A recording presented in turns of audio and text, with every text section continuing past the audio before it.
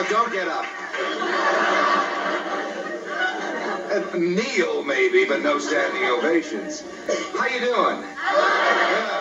Sunshiny out, is it? Oh, here, a young actress whose television series has had a great impact on millions of viewers. She's about to be seen starring in a 3-hour television movie featuring an impressive cast called The Outlander on CBS. Jamie Summers, the bionic woman, Lindsay Wagner.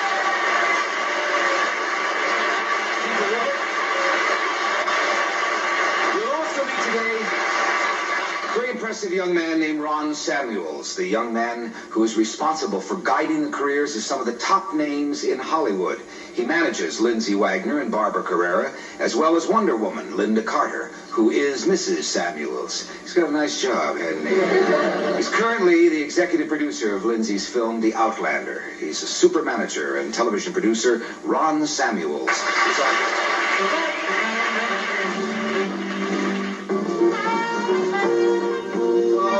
A beautiful girl is about to walk out here. My next guest is Grey Star Holmes for the past few years as the beautiful and bright bionic woman. And now she's starring in a television movie, which we'll see a scene from a little later on, called The Outlander. Would you welcome back this lovely and sensitive star, Lindsay Wagner?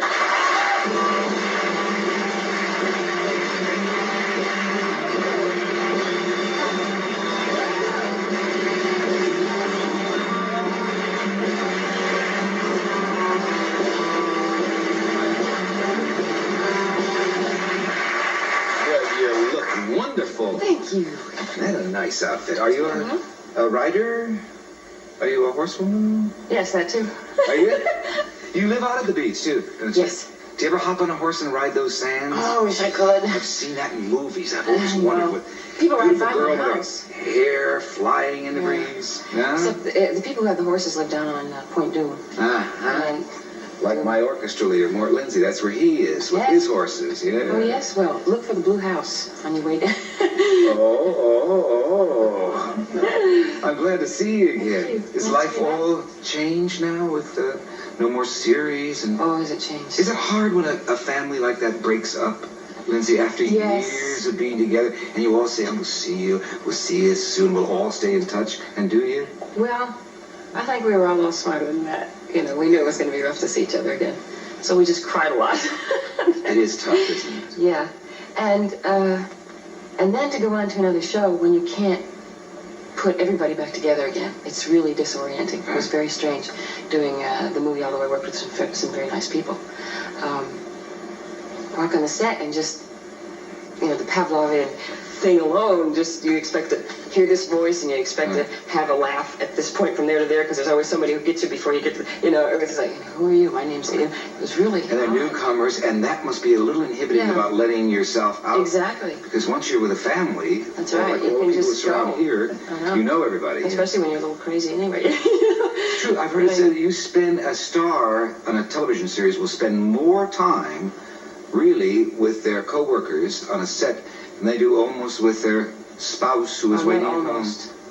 It's more. Definitely. Yeah. Most definitely, sure. So when you break up and a show is canceled and you go off, a whole family. It's exactly. There's a whole emotional.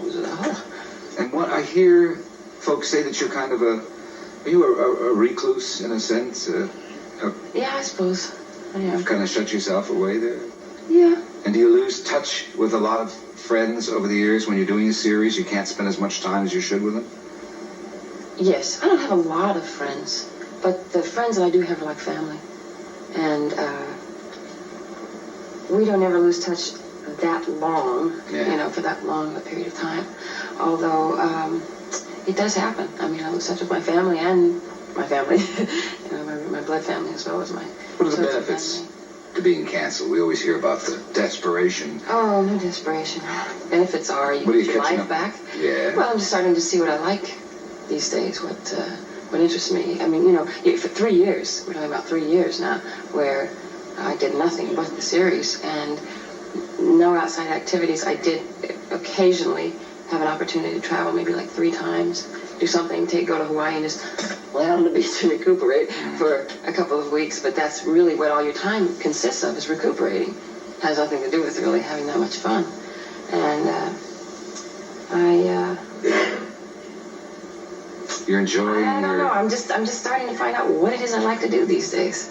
Have you ever seen a movie, I'm sure you go to them, and you've seen a lot of them over the years, where you said, that's the movie I wish I could have done?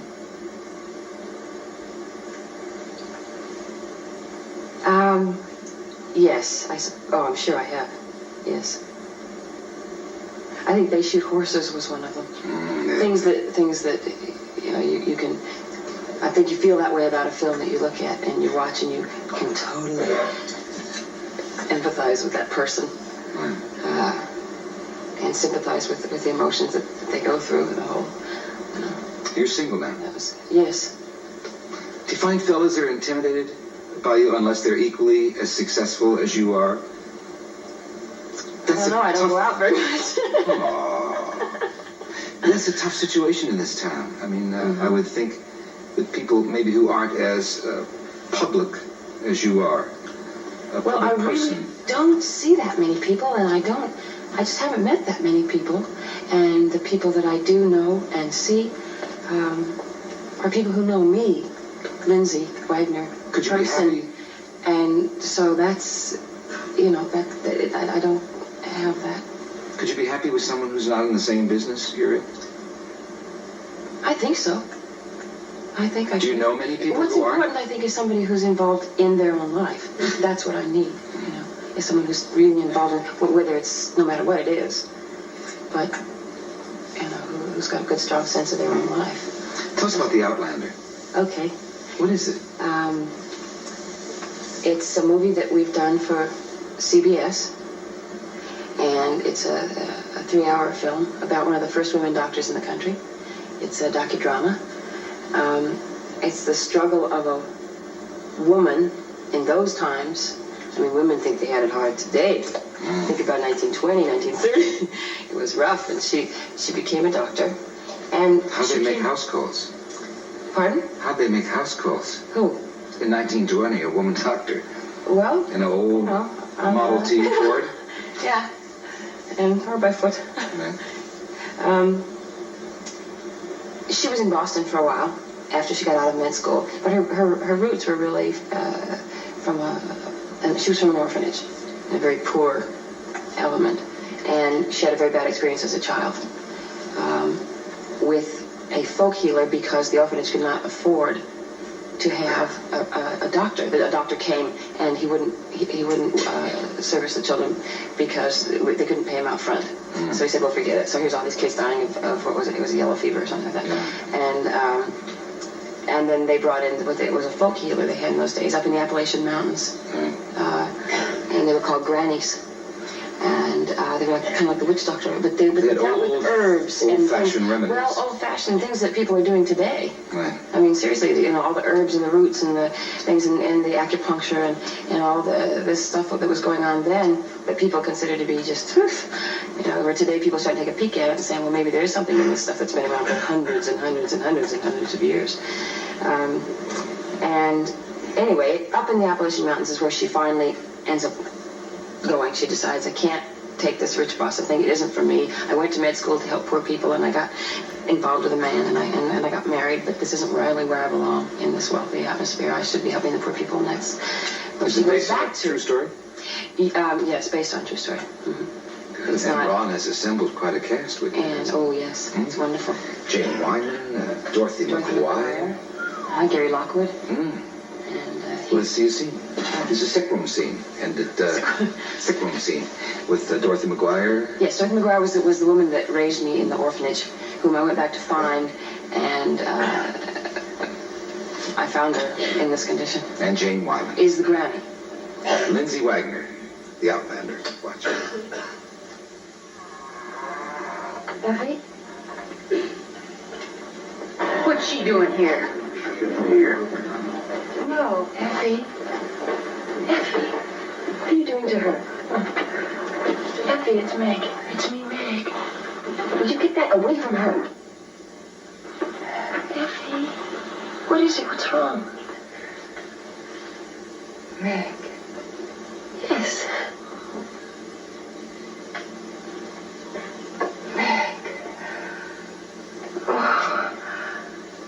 My darling Meg. Oh, Effie, I'll take care of you, I promise. I will. There ain't nothing you can do, child. She's got the milk sick and she's slipping away. Well, what she needs is fresh air, not smoke on her lungs. The poison's getting close to her heart. Bayberry smoke will make the ending easier for her. Get out of here. Get out. All of you, get out. Lord, no, Where are you going? No. Don't you get near her. Don't you even touch her. I'm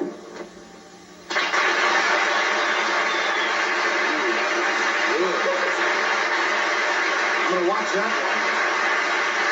We'll come back with Lindsay Wagner after this message. See ya. But I mean, he's just got so many beautiful women surrounding him all the time that it must be terribly confusing. And now he's added Barbara Carrera.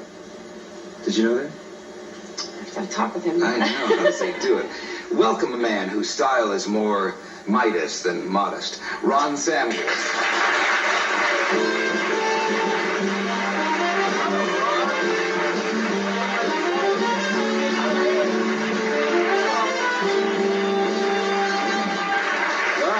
Kissing going on here. That's how you run the office. So huh? back there, he said, go out there, shake Lindsay's hand, and kiss Merv. That's it. How do you do this, Ron? How do you manage? And I found the jacket first. You look like a big plum today. I was back here watering your plastic flowers before I came out. I want to know, Sweet on the inside. what does a guy have to know to manage beautiful and gifted personalities? Do you have a great eye? Is that it? Isn't it? Yeah. Which one? This one here. Yeah. That's the good one. Or are you not going to tell any secrets, Ron? No, seriously, I just think it's a matter of instinct, intuitiveness. And good luck. Yes, you must be good looking. Right. Well, what do you see? I mean, what does your eye see? Round suit. No, will you stop? That the camera will eventually see and the audience will appreciate. I just think that's my, my set of values, my intuitiveness. When I saw Lindsay, Where'd you first see her? I first saw her in the commissary at Universal. She was eating like this, her head down. No, I met her there, and she had done the Paper Chase movie, which I saw her in. And she is just a bigger Was than... Paper Chase first thing you saw?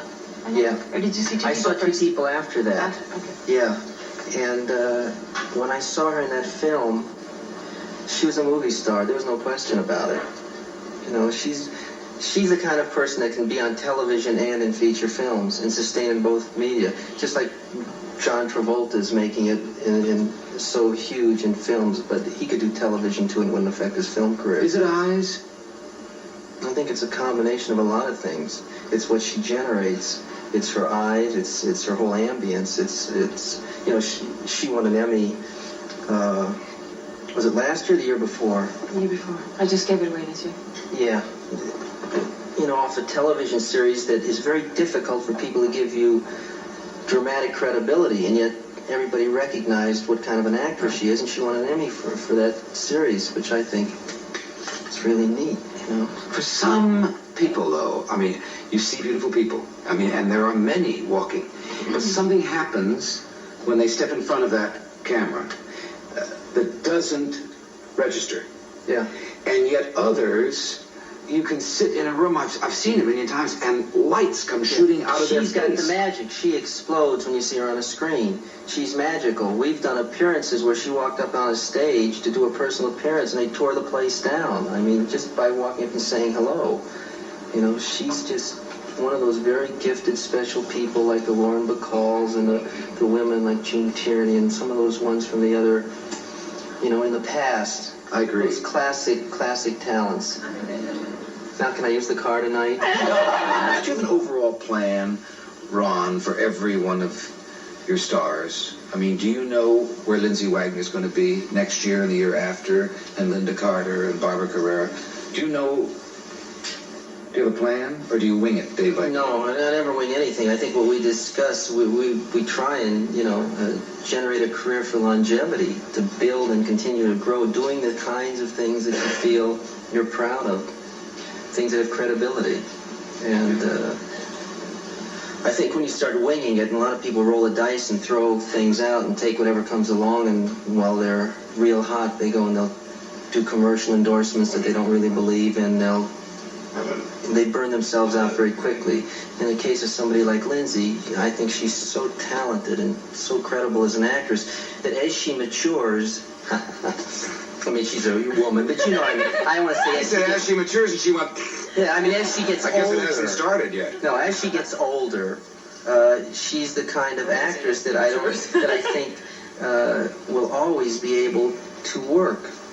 She's not the kind of person that just because she's young and beautiful, she can work now and she won't be able to work 10 years from now. You want a nice long career for her. Absolutely. Okay, but isn't it true that now you, as manager Svengali to this beautiful star, you have now almost got to make it happen that the public will forget that she was Bionic Woman, and now just put that in back of you, and now change her whole public image by a series of motion pictures and appearances and things? I think that she's very